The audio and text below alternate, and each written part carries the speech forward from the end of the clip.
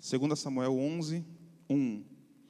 Diz assim o texto: Na primavera, época em que os reis saíam para a guerra, Davi enviou para a batalha Joabe, com seus oficiais e todo o exército de Israel. E eles derrotaram os amonitas e cercaram Rabá. Mas Davi permaneceu em Jerusalém. Vou repetir o versículo. Na primavera, época em que os reis saíam para a guerra, Davi enviou para a batalha Joabe, com seus oficiais e todo o exército de Israel. E eles derrotaram os amonitas e cercaram Rabá. Mas Davi permaneceu em Jerusalém. Vamos orar. Ore comigo em nome de Jesus. Senhor, meu Deus e meu Pai, diante da Tua presença, nós somos agradecidos a Ti por mais esta manhã que estamos na Tua presença, Deus. Pedimos ao Senhor agora que fale conosco através da Tua palavra, Pai, para que o Senhor possa nos fortalecer, Jesus, mais uma vez, para que o Senhor possa renovar as nossas mentes nessa manhã de domingo, que o Senhor possa mais uma vez alegrar os nossos corações e nos preparar para mais uma semana de batalha, mais uma semana de dificuldades. Senhor, que a Tua palavra venha trazer alegria aos nossos corações, fortalecimento para a nossa alma, e que a gente possa sair daqui alegres com o culto que entregamos ao Senhor nesta manhã. Esse é o nosso pedido, essa é a nossa oração, em nome de Jesus. A igreja diz amém. Glória a Deus. E esse texto é muito interessante, irmãos, porque só nesse versículo tem tantas nuances, tem tantos detalhes, somente nesse versículo, que quando eu li, eu passei a meditar e pensar na seguinte frase: quando nós não guerreamos, nós ficamos vulneráveis. Preste atenção. Quando nós não guerreamos, nós ficamos vulneráveis. Repete comigo. Quando nós não guerreamos, nós ficamos vulneráveis. Olha que interessante.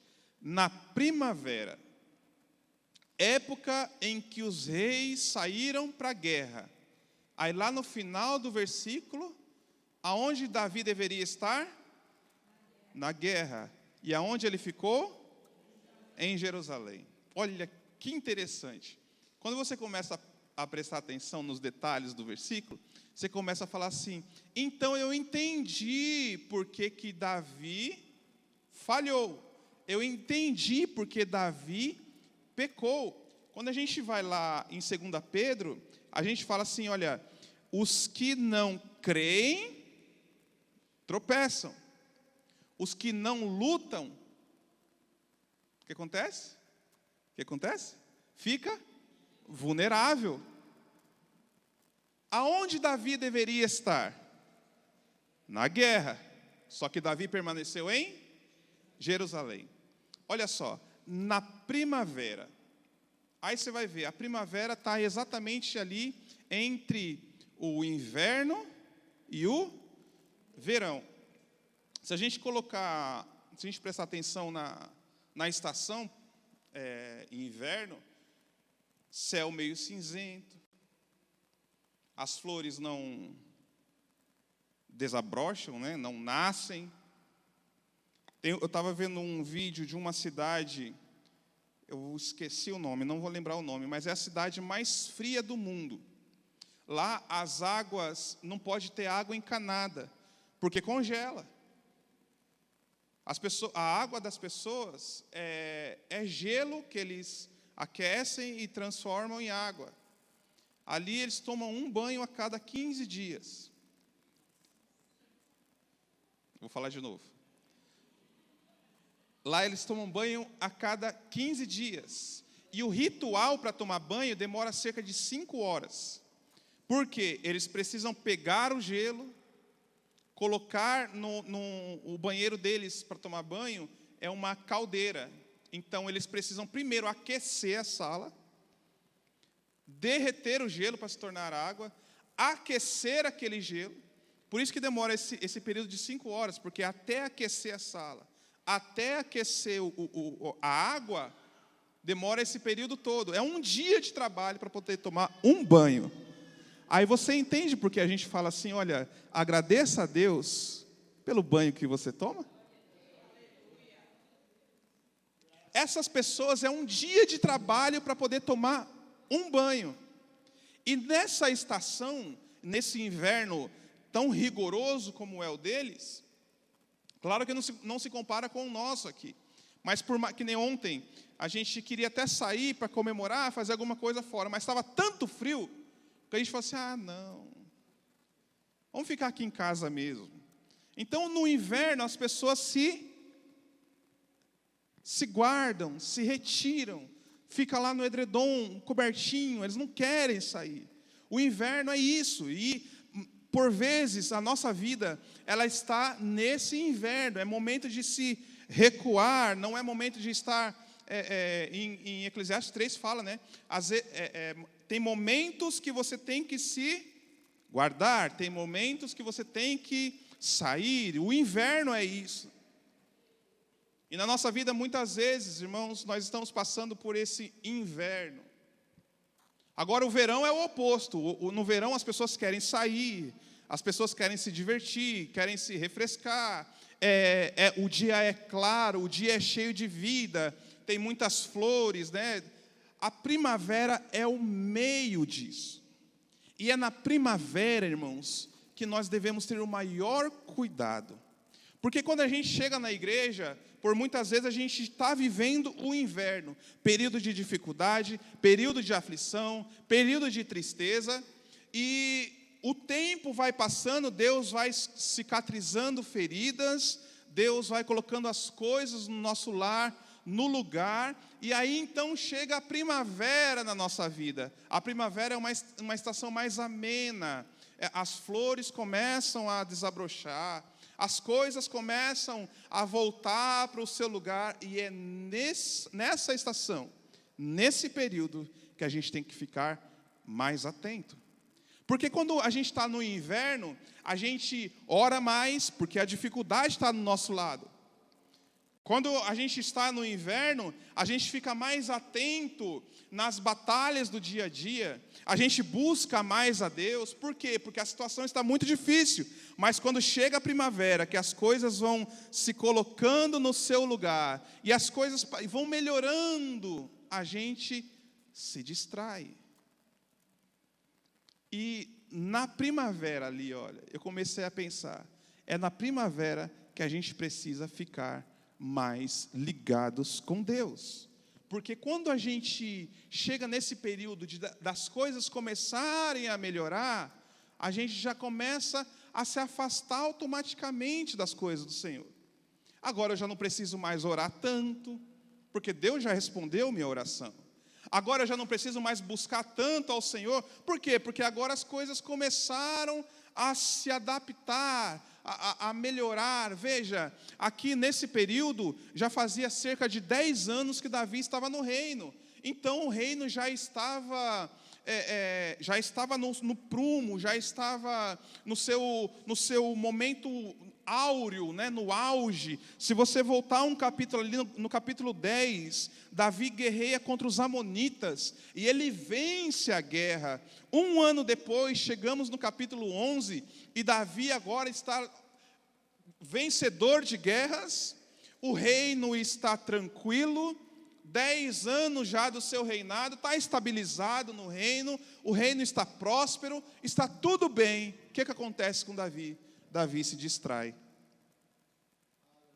A vida do crente, irmãos, ela é de alerta todos os dias, em todas as estações. É inverno, verão, na primavera, no outono. Se nós não estivermos ligados 100% em todas as estações, pode ser que nesse desligamento, nessa falta de atenção, eu lembro agora do trecho, da passagem de Neemias, em que Neemias fala para os ajudantes, né? Ele fala assim, olha, feche todas as brechas dos muros, feche todas as brechas para que os nossos inimigos não vejam o que a gente está fazendo pelas brechas que deixa no muro. Então, feche todas as brechas. É assim na nossa vida. Nós precisamos fechar todas as brechas e ficar atentos, inclusive na primavera, quando as coisas estão indo bem. Na primavera, época em que os reis saíam para guerrear, Davi faz o quê? Ele chama Joabe, o seu braço direito, o seu líder de exército, e fala assim: Joabe, vai você e os oficiais e todo o exército de Israel. Eu não vou ficar. Ele coloca em Joabe a responsabilidade que ele tinha. Você está entendendo? Ele pega aquilo que era para ele fazer e entrega para outra pessoa. E fala assim: não, faz você. Vai lá você. Hoje eu vou ficar aqui no palácio. Por quê? Porque é primavera. As coisas estão indo bem. Está tudo correndo de acordo com o que eu estou esperando. Na empresa as coisas estão bem. O marido está indo bem, a esposa está indo bem. Agora não preciso mais ficar tão alerta assim. Não preciso mais de fazer as coisas que antes eu fazia com tanta atenção. Deixa que Joabe vá fazer. Deixa que Joabe vai lá fazer. Joabe, cuida lá para mim. Não precisa não. Hoje eu vou ficar aqui no palácio só curtindo a cobertura do palácio. Que texto maravilhoso. Isso irmãos, é o que eu tentei ensinar, o que eu ensinei para vocês há 15 dias atrás. Meditar no texto. E quando você medita no texto, você não precisa de 10 versículos. Um versículo te ensina tanta coisa.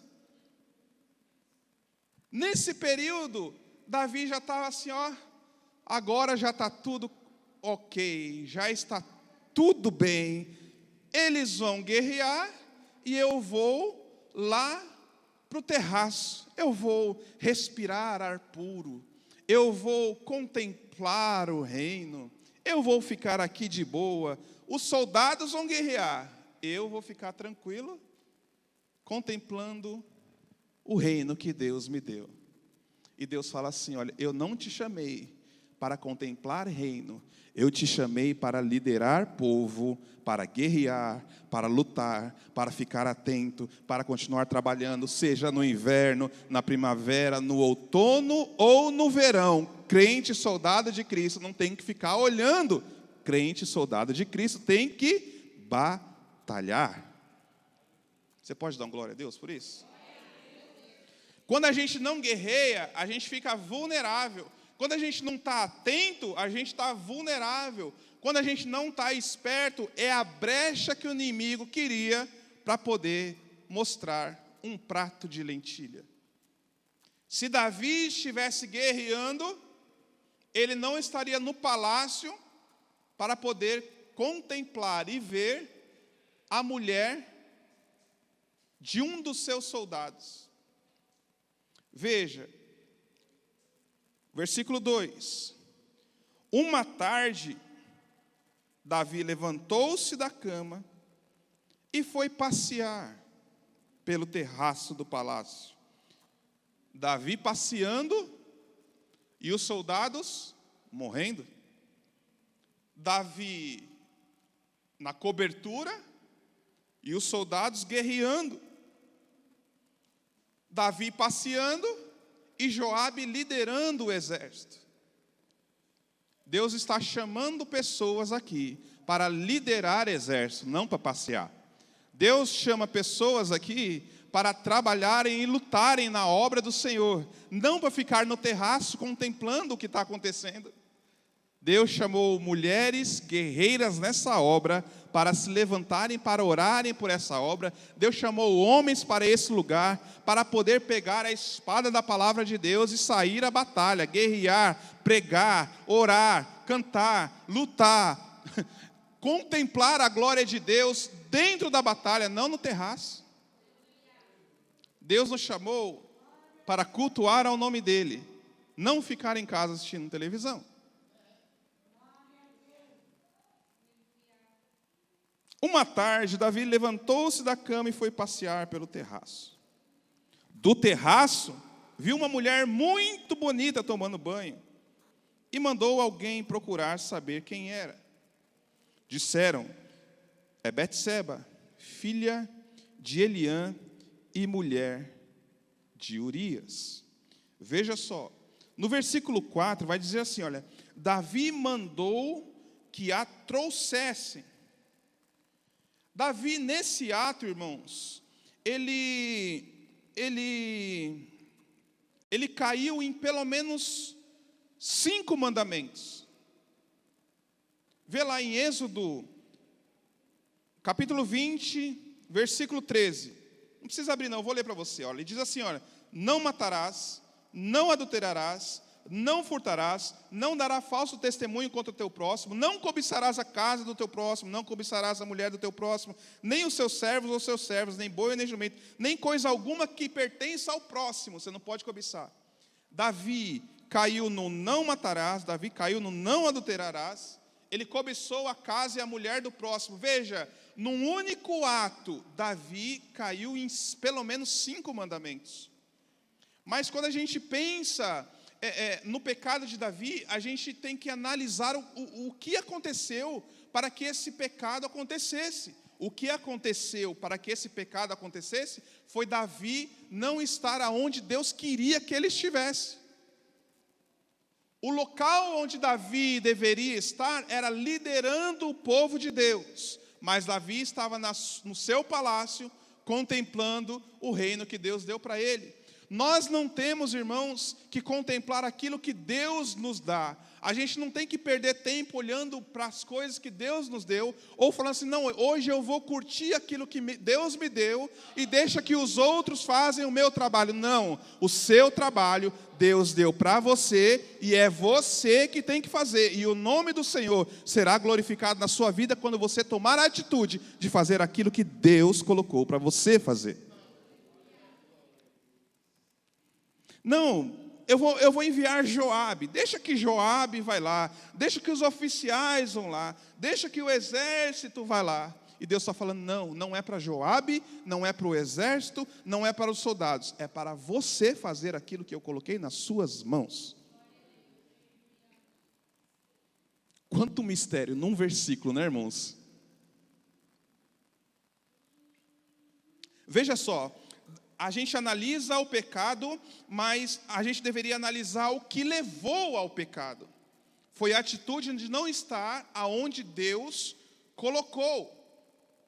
Nós todos, irmãos, e isso é coletivo, não é pessoal. Nós estamos numa obra juntos. Nós precisamos estar no mesmo pensamento, no mesmo propósito.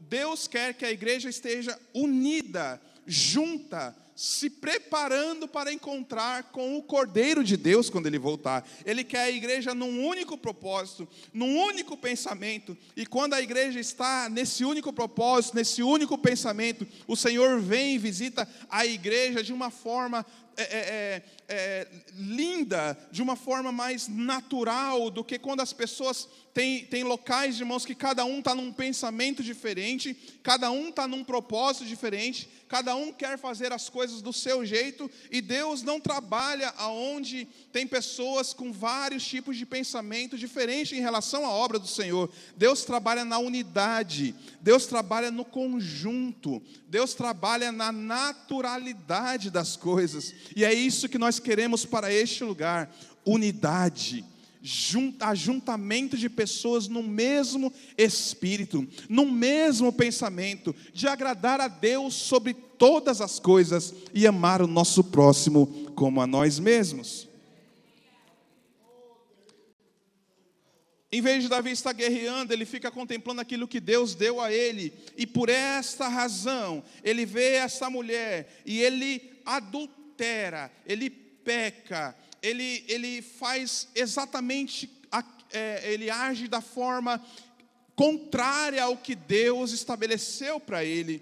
E depois desse ato, o profeta Natã chega na presença de Davi e confronta Davi com o seu pecado. Hoje, muitas vezes a palavra é dura, a palavra é difícil, mas Deus fala assim: olha, eu estou enviando o profeta para dar a palavra dura, para que você possa se arrepender e alcançar misericórdia. Veja que Davi não reclamou com Natã, Davi não questionou a Deus. Natã veio e jogou o pecado de Davi na cara de Davi. Ele mostrou para Davi: olha, você pecou, Deus contemplou o seu pecado, e agora, Davi, o que você vai fazer? E veja, no capítulo 12, no versículo 13, quando Davi é contemplado, quando Davi entende o seu pecado, diz Davi: pequei contra o Senhor. Veja que Davi, ele não questiona o profeta, veja que Davi não questiona Deus. Quando é lhe apresentado o pecado, e foi de uma forma dura pelo profeta Natã, ele simplesmente abaixa a cabeça, se entrega de joelhos e diz: pequei contra o meu Senhor. E o interessante é que não demorou, não passou dias, ele falou assim: pequei contra o Senhor. E Natã respondeu: o Senhor te perdoou. É na hora, ele diz assim: olha, o Senhor perdoou o seu pecado, você não morrerá. Mas veja o versículo 14. Entretanto, uma vez que você insultou o Senhor, você não morrerá, mas o menino gerado através desse pecado, esse menino morrerá. O que eu aprendo com isso, irmãos? É que, embora o Senhor perdoe o nosso pecado, veja só, a linha do tempo do pecado de Davi. Davi deveria estar aonde Deus o colocou, que é liderando o povo de Deus, que é trabalhando na obra do Senhor. Davi, em vez de fazer aquilo que Deus mandou, ele ficou contemplando aquilo que Deus tinha dado. Eu vou tentar simplificar isso para você. Deus, ele nos abençoa durante a nossa vida. Por exemplo, Deus me deu um carro. Em vez de eu estar na igreja agradecendo a Deus pelo carro que Ele me deu, eu pego o carro que Ele me deu e vou para a praia. Eu pego o carro que Ele me deu e, em vez de esse carro me trazer para a casa do Senhor, eu fico em casa contemplando: que carro bonito que Deus me deu. Que bênção que Deus me deu. É isso que Davi estava fazendo. Que palácio. Olha o ar de Jerusalém. Os meninos estão guerreando lá, mas aqui está uma paz. O exército está lutando lá, mas aqui está tão tranquilo. Ele, em vez de estar onde Deus queria, ele estava contemplando aquilo que Deus deu para ele. Então essa é a linha do tempo do pecado. Em vez de estar onde Deus queria, ele estava contemplando o que Deus deu para ele. E por causa disso, lá ele vê uma mulher, e ele peca, ele adultera com essa mulher. E essa mulher vai gerar um filho. E o profeta vem agora, joga o pecado na cara de Davi, e Davi se arrepende, e Deus perdoa Davi na mesma hora. Porém, a consequência do erro, ela vem. E veja que interessante, acompanhe comigo. Versículo 16. Davi implorou a Deus em favor da criança. Davi jejuou e, entrando em casa, passou a noite deitado no chão. Os oficiais do palácio tentaram fazer Davi levantar-se do chão, mas ele não quis e recusou comer. Veja só, Davi estava arrependido, perdoado, e agora ele vai se humilhar na presença de Deus, para que a consequência do pecado não ocorra na sua vida. E o que eu aprendo com essa passagem, que é melhor não errar. É melhor ficar aonde Deus mandou ficar. É melhor fazer aquilo que Deus mandou fazer. Porque o perdão de Deus vem, mas a consequência do pecado também vem. E olha que interessante, Davi implorou, Davi jejuou, Davi passou a noite jogado no chão, se recusou a levantar, Davi se recusou a comer. E veja o que acontece no versículo 18. 7 dias depois, a criança morreu. Os 7 dias ali nos mostra muita coisa. Vou dizer de novo aqui, olha só. Davi implorou a Deus, por quanto tempo? Davi jejuou, por quanto tempo? Davi passou a noite no chão, por quanto tempo? 7 dias, irmãos. Ele se recusou a comer, por quanto tempo? E o que aconteceu com o menino? Morreu. O que esse texto me mostra é que Deus me perdoa do pecado, mas eu posso me humilhar 7, 14, 21, 29, 35, 42, 49. Eu posso ficar todos esses dias chorando, implorando, jejuando, sem comer, com a cara no pó, mas a consequência do pecado eu vou pagar. Então não é melhor nós nos colocarmos aonde Deus nos quer? Não é melhor a gente fazer aquilo que Deus quer que a gente faça? Porque quando vem a instrução de Deus, é para a gente cumprir aquilo que Deus coloca, para que a gente não sofra essas consequências. E agora olha só que interessante, os conselheiros de Davi ficaram com medo de dizer que a criança estava morta, e ficaram comentando, murmurando ali, cochichando um com o outro. Enquanto eles diziam assim, enquanto a criança estava viva, falamos com ele e ele não quis nos escutar, ele continuou se humilhando, continuou chorando, continuou clamando a Deus. Como vamos chegar agora diante dele e falar que a criança morreu? Ele poderá cometer alguma loucura. Versículo 19. O Senhor está falando neste lugar, eu sinto isso. Agora, olha o coração de Davi. Davi, percebendo que os conselheiros estavam cochichando entre si, ele já entendeu que a criança tinha morrido. E perguntou, a criança morreu, né? Ele, sim, Senhor. A criança morreu, responderam eles. Deixa no 19. E muitos de nós, talvez nesse instante, se revoltaria e falaria, Senhor, eu me joguei no chão por 7 dias. Senhor, eu jejuei por 7 dias. Eu me humilhei durante 7 dias. O Senhor disse que me perdoou. Agora a criança morreu. Eu fiz tanto, mas a criança morreu. Versículo 20, diz assim. Então Davi levantou-se do chão, lavou-se, perfumou-se e trocou de roupa.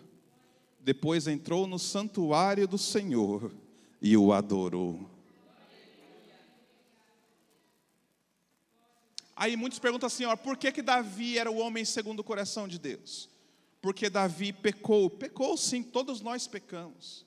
Mas quando o pecado foi apresentado a Davi, ele logo se humilhou diante de Deus, pedindo perdão ao Senhor. E o Senhor o perdoou na mesma hora. Entretanto, Davi, com medo da consequência, e tentando mudar as consequências do seu pecado, se humilhou diante de Deus. E é coisa que a gente talvez, ou com certeza, nunca vai fazer na vida. Se humilhar durante 7 dias, com o rosto no pó, diante de Deus, sem comer, com o rosto em pó, jejuando, chorando, se humilhando, clamando a Deus durante 7 dias ininterruptos. Mas quando a consequência vem e a fatalidade acontece, Davi se levanta e não reclama. Ele se lava, se perfuma, troca de roupa, entra na casa do Senhor e vai adorar ao nome de Jesus.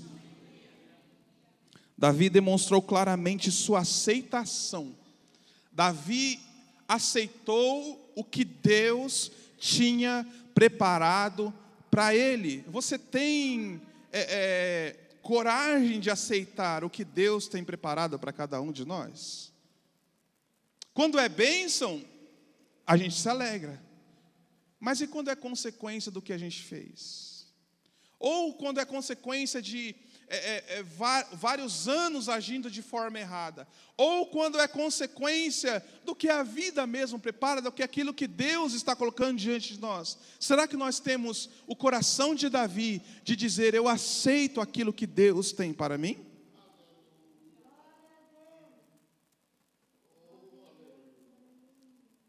E a atitude de Davi, ela causa estranhamento nas pessoas que estão em volta dele. Veja o versículo 21.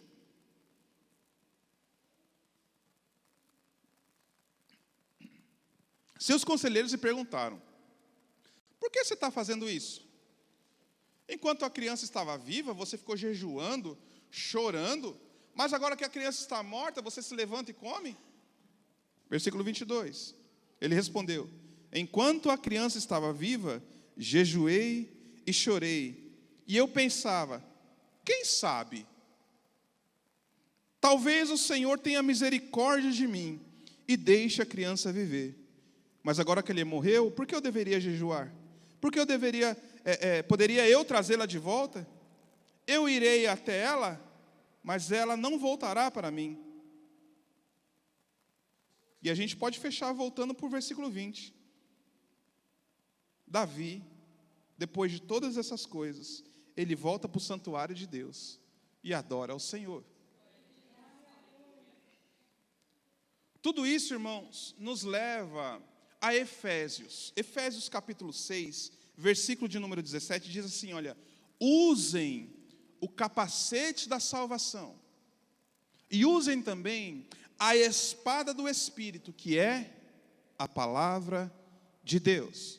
E a palavra de Deus está falando assim, olha, fique aonde Deus te colocou, faça aquilo que Deus te designou, não se distraia, não fique contemplando as coisas deste mundo, não fique desviando o seu foco para a esquerda ou para a direita, faça aquilo que Deus colocou para você fazer, porque dessa forma você não se distrairá, e você não se distraindo, você vai permanecer no caminho que Deus te colocou. E Deus te diz assim nessa manhã, em nome de Jesus, creia que isso é palavra de Deus.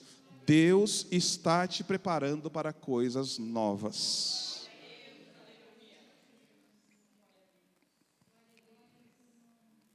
Nem sempre as coisas novas são coisas boas. Às vezes as coisas novas são ruins num momento.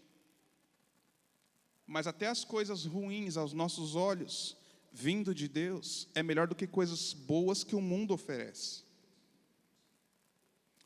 Me lembro de Agar indo para o deserto, e quando você vai para o deserto não tem água, o deserto é sol castigante de manhã e frio tremendo à noite. Mas no deserto, o anjo visita Agar e mostra um local com água para o menino dela beber. Então, com Deus é melhor estar no deserto do que num grande oásis sem Deus. Às vezes é melhor passar no momento de dificuldade com Deus do que estar em festas do mundo sem Deus. Deus está falando assim, olha, por mais que atravesse um deserto, permaneça nos meus caminhos, porque mesmo no deserto terá água para você beber.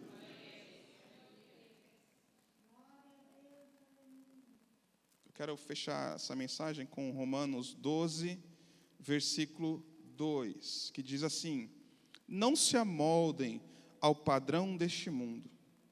Não haja como os do mundo agem. Não faça como Davi, nesse caso, que ficou contemplando as coisas que Deus deu, ao invés de fazer o que Deus mandou fazer. Mas transformem-se pela renovação da sua mente, para que vocês sejam capazes de experimentar e comprovar a boa, agradável e perfeita vontade de Deus. Glória a Deus. Isso é palavra de Deus, isso é aquilo que Deus preparou para hoje.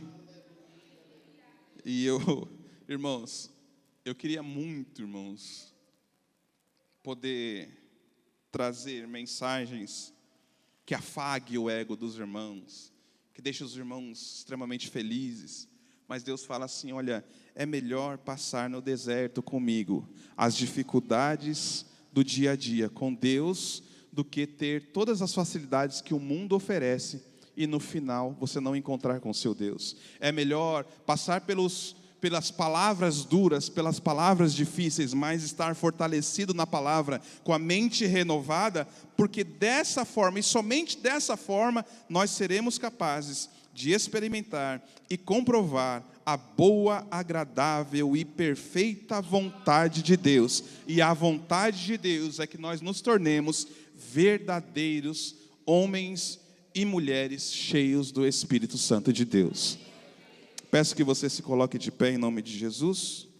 Mantenha sua mente ocupada nas coisas de Deus. Mantenha sua mente frutífera e não infrutífera. Davi pecou porque a mente estava infrutífera. Estava lá, sem ter o que fazer e olhando para as coisas do mundo. Não olhe para as coisas do mundo. Fite os seus olhos no autor e no consumador da nossa fé. Ore comigo em nome de Jesus. Pai, da tua presença mais uma vez, na sua presença mais uma vez, estamos agradecidos a ti, Pai. Obrigado por esta palavra, Senhor, que é uma palavra realista, Pai, uma palavra para os nossos dias, um alerta para o seu povo, não ficar contemplando as coisas que o Senhor já nos deu, mas, Senhor, correr atrás de agradar ao Senhor, de fazer a tua obra e fazê-la em perfeição, porque o Senhor é um Deus perfeito. Senhor, nos capacite, Senhor, que o capacete da salvação esteja em nossas cabeças, que a espada, que é a palavra do Senhor, esteja em nossas mãos, desembainhada, pronta para ser usada neste lugar. Que o Senhor nos fortaleça, que o Senhor nos guarde, que o Senhor nos dê uma semana abençoada, ó Deus, que o Senhor fortaleça a nossa alma, o nosso espírito, o nosso coração, transforme as nossas mentes mais uma vez, fortifica, Deus, nossa mente, para que a gente possa suportar as agruras e as dificuldades desta vida. Senhor, nos dê água nesse deserto, nos dê condições nesse deserto, nos guia, Pai, para que a gente possa mais uma vez dizer que até aqui o Senhor tem nos ajudado. Obrigado pela comunhão dos irmãos, obrigado pela vida de cada irmã que está nesse lugar, cada irmão que se deslocou até esse local para te engrandecer, ó Deus. Obrigado pela comunhão, obrigado, Senhor, pelo partir do pão nessa manhã, no café da manhã. Senhor, obrigado pelos louvores, obrigado pela leitura da sua palavra, obrigado pelas orações feitas neste lugar, obrigado pelas ofertas, ó Deus, em nome de Jesus, Pai.